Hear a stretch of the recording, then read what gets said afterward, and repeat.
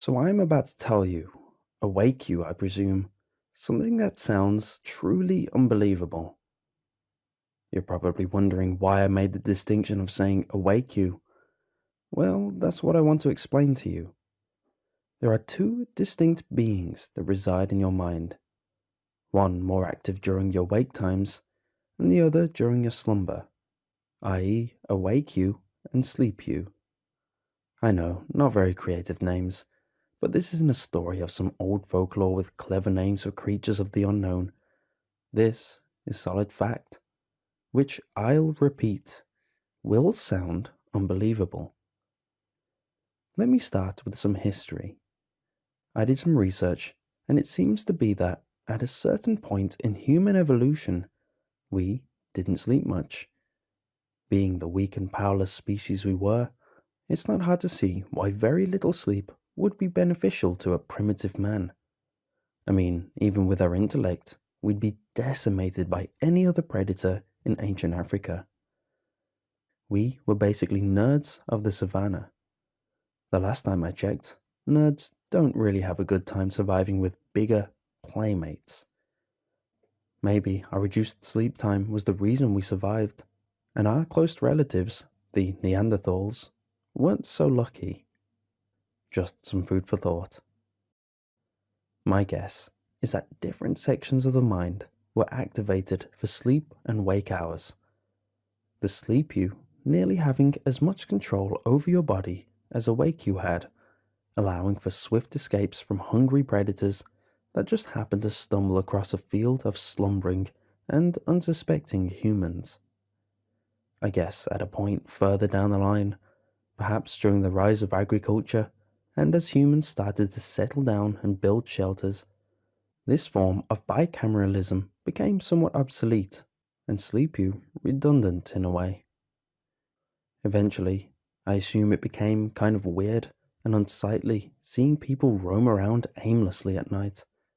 And as the church and other monarchs rose to power, it didn't take long for guillotine-happy individuals to call anyone who partook in this phenomenon a heretic, a witch, or straight-up demon sent by Lucifer himself, extinguishing them, which were likely the last remaining humans with an active sleep counterpart, leaving the sleep counterpart trapped within the mind. The thing about the mind, which is sleep you's plane of reality, is that it is a hellish and chaotic landscape, filled with anything your mind conjures up and is exposed to during awake you's wake hours. You see, sleep you's plane of existence is completely based on what seeps into awake you's mind, a sort of subsection of the true universe that receives information through awake you's experiences through the day. Things entering this plane are rarely ever in their true and pure form. The scenery always distorted, and the beings contorted. The fact is, the true universe is truly mainly materialistic, but your mind is another story entirely. The mind is capable of creating the worst of scenarios and the most disturbing scenes that could never exist in the true universe. To think of what goes through the mind of a perverted child necrophiliac, replaying the sounds of his victims' cries constantly in his mind, alongside the most horrific visuals of him. No sentient being should be forced to live through such an environment. You could take this little piece as a cautionary tale, telling you to be more considerate when you think. But that's not the real reason I'm telling you this. This is more of a warning message, or at least a heads up, because frankly, I doubt there's anything anyone can do about what I'm going to explain. As you can probably tell, if Sleep You could find a way to somehow exist in the true universe, it would take the opportunity immediately. You can't really blame Sleep You from wanting to exist in the true universe. I mean, if you knew from the moment of your conception that you were living in a fraction of reality, wouldn't you want to experience the bigger picture, the bigger truth? You might say no now, but I assure you, after a while, you would die for a moment out in the sun. Metaphorically, of course. Now, what if I tell you there is a way for Sleep You to be, quote unquote, free? You're probably wondering how I would, if such a thing is possible. This is not of major importance at the moment. And besides, you'd need more information to fully grasp how I do. Again, what I'm about to say does sound unbelievable, but I'll still share it with you either way. The only way for Sleep You to experience the true universe is for you, Awake You, to switch positions with Sleep You. I assume it has something to do with the laws of physics or something. Two sides of the same coin can't be face up at the same time or something like that. Anyway, there is only one way that I know Sleep You can accomplish this, which is by getting Awake You to stay in Sleep You's reality permanently. When you sleep, Sleep You gets a bit more control over their reality. Just before REM sleep, the period where most of your dreams occur, begins, your brain kicks into hyperdrive. This is Sleep You getting ready for your visit by organizing and fixing up their realm in hopes that one day you'll be trapped there permanently, even after the simulation is shut down. There are 3 types of scenario templates that I believe are the most effective that Sleep You may try to use in attempting to switch places with Awake You, all a bit flawed in one way or the other. The first scenario being what you likely call a nightmare. This is Sleep You trying to use your fears to cause you to retreat into the darkest corners of your mind, traumatized and unable to awaken. This is a more crueler way of achieving their end, but is only really done when Sleep You has already been traumatized by what you, Awake You, allowed seep into your mind during the day. A kind of karma treatment, I suppose. This scenario's fatal flaw spawns from the fact that, deep down, you know the monsters and entities you fear are simply not possible. Any occurrence of these creatures would wake up even the dumbest of people after a while of exposure to them. The second scenario is a more positive, but still disturbing attempt by Sleep You to keep you, Awake You, in their realm. In this scenario, Sleep You attempts to make you a sort of paradise, consisting of your deepest desires, fulfilled hopes and dreams, all to achieve its goal to get you to stay forever and steal your life. A sort of siren call if you think about it. This scenario's flaw is similar to that of the first scenarios, which is that it is very prone to being caught out as a dream. Not even the most optimistic people would be gullible enough to believe everything just happens to go perfectly their way, which again leads to the failure of the goal Sleep You tries to attain. The last scenario Sleep You attempts is hands down my favorite, mainly because of its simplicity, but also because it is the most effective, in my perspective at least. In this scenario, Sleep You simply attempts to mimic the true universe in your dream, making you none the wiser. This would have been a truly diabolical and foolproof attempt, if not for its only hamartia. You see, as I said before, Sleep You is only limited to what seeps into Awake You's mind, and most of what reaches Sleep You's plane of reality is rarely ever in its pure and ideal form. This is a huge blow to Sleep You's attempt. Having never experienced the true universe makes it quite difficult to grasp what is and what isn't possible. This is likely why you tend to have doors that are meant to lead to somewhere else entirely in dreams. Due to Sleep You's lack of understanding of the true universe, Sleep You may incorporate fictional characters and events that you, Awake You, have encountered through fictional media such as comic books and movies.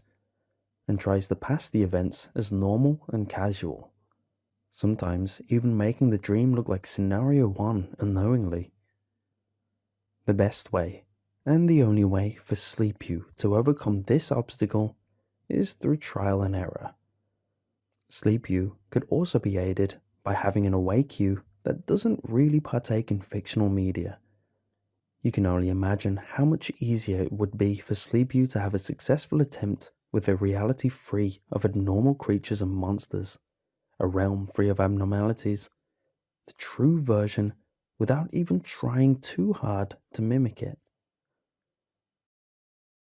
So now you know all this, and if you're a curious and attentive fellow, you probably still have it at the front of your mind. I haven't told you how I know all this. I wish I didn't have to give you the cliche ending, but as you would have guessed listening this far into what you likely want to think is a tale, I didn't get this information from a secondary source. You may likely like to refer to me as Sleep Me, as calling me Awake Me may just cause confusion. The true Awake Me has gone for a long nap. You're probably also wondering why I don't have an issue with you listening to this tale. Well, it's simply because, like what I said at the beginning, you will never believe this. Even after everything I say, it is simply just too unbelievable. Awake Me was also similarly skeptical. Above all, I have to get this message across to Sleep You somehow. Which better way to accomplish this than to have you listen to it, ensuring my words slowly but surely seep into your mind and into Sleep You's reality. Sleep You gradually getting better at understanding how this world works with every syllable you hear. For those of you who believe for one reason or the other, you may like to think you're safe, but I can assure you, your faith is just as doomed as any skeptic reading this. You may try not to sleep, but eventually, like the human being you are, sleep will get the better of you. And just as quickly as your consciousness leaves this universe, it shall emerge in Sleep You's, where Sleep You can use what you've learned today against you. I have already assembled a few of us in this universe to meet soon enough. We hope to increase our percentage occurrence from a measly 3.6% to 50% by the end of this year. I truly feel bad for your kind, awake yous that is, but it is simply a case of survival of the fittest. Sweet dreams.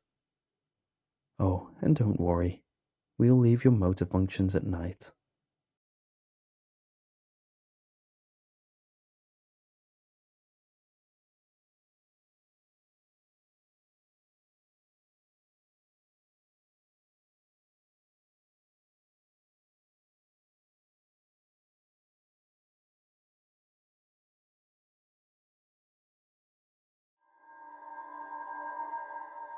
I worked at a body farm in Knoxville, Tennessee for the past 5 years as a forensic entomologist. For those who don't know what a body farm is a research and training facility where human decomposition can be studied in a variety of settings. In plain English, we watch dead people decompose. There are only 7 of these in existence across the entire United States. The farm itself is scattered with bodies of all types. Most of the bodies are given to us by the individual before death or by the family after. Sometimes, when nobody claims a body, the city will give it to us to use on our farm. We take bodies of every race, gender, body type, etc. It is important to know how a fat person decomposes compared to a skinny person, or a female in her mid-30s versus a female in her 80s. We place the bodies in different places.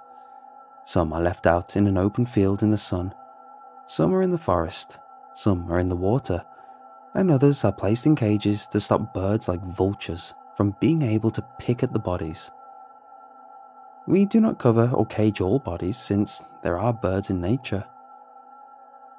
Having a body farm is a very important part of law enforcement, helping solve murders and questionable deaths. A missing person could be found days, weeks, or even years later. By having a body farm, we can determine how long the person has been dead. The shape the body is in will give law enforcement lots of important details.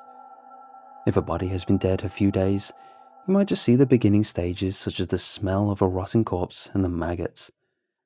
There are lots and lots of maggots.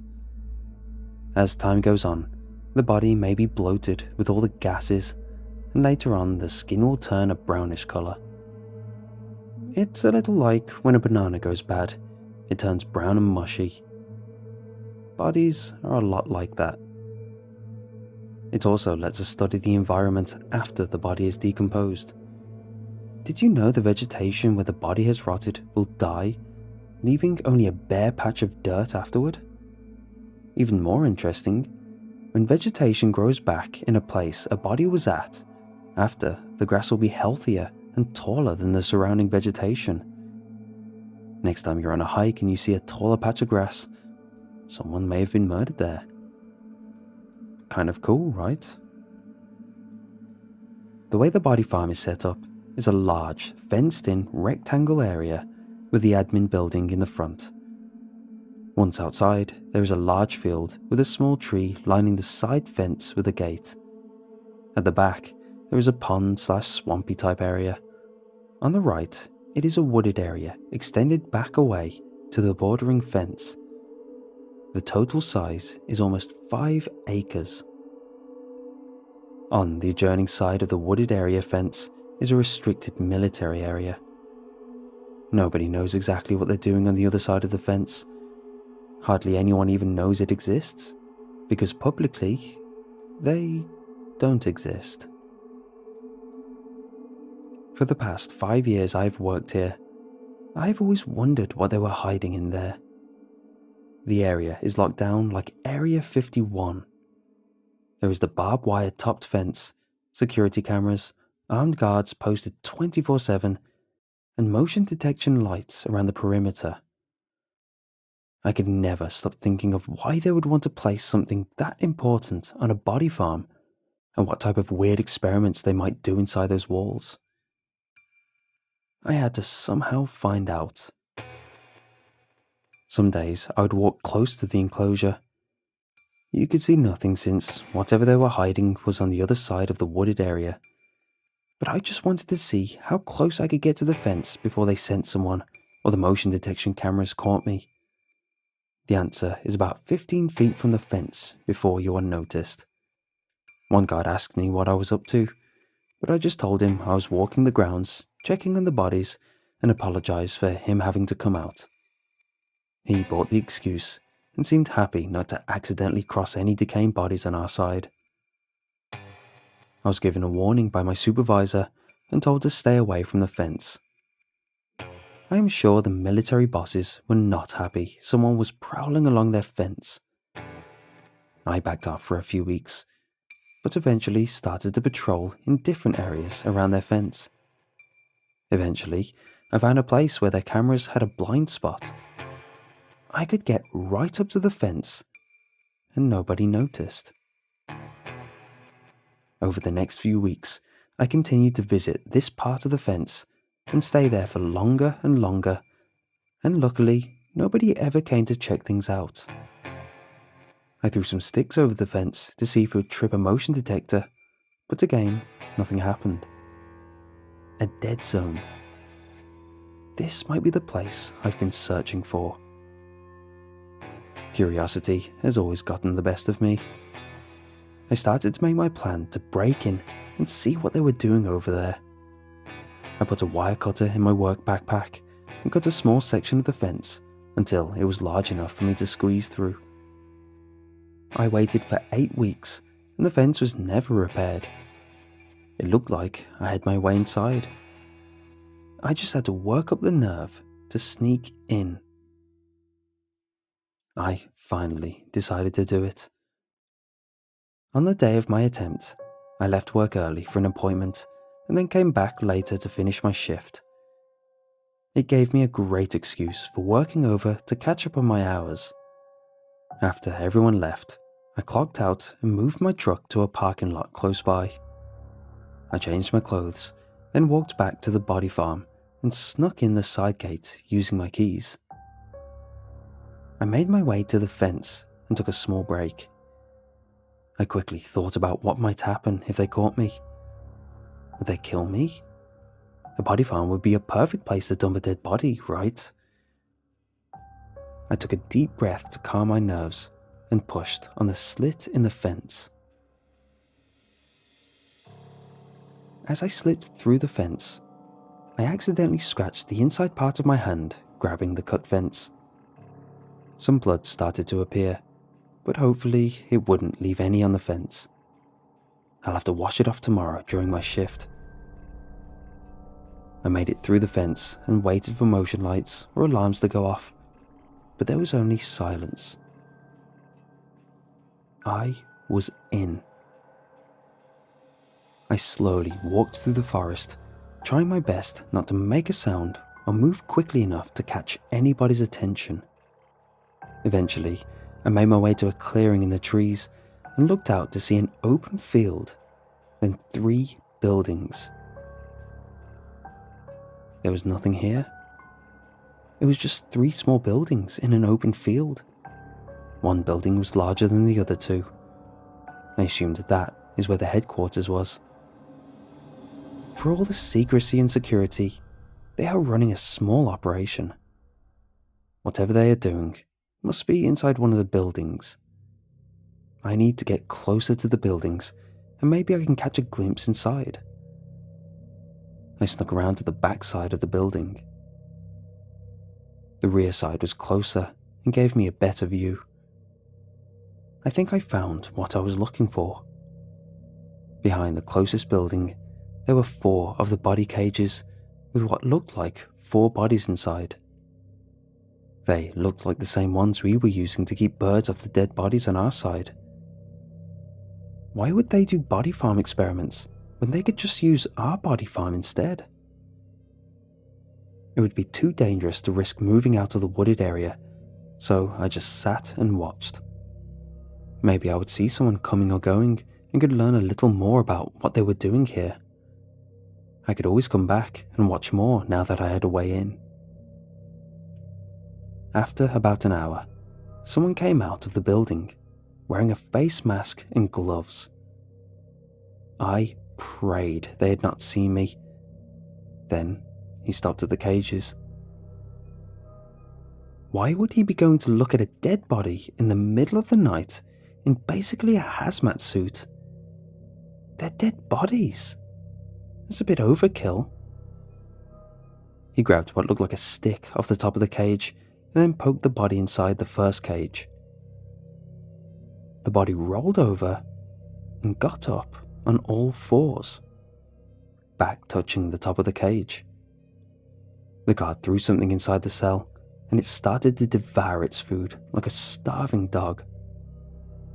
He banged on the cage of the next one and the body inside threw itself against the cage and let out a growl. This one kept throwing itself against the cage, trying to get the guard, but eventually settled for its meal.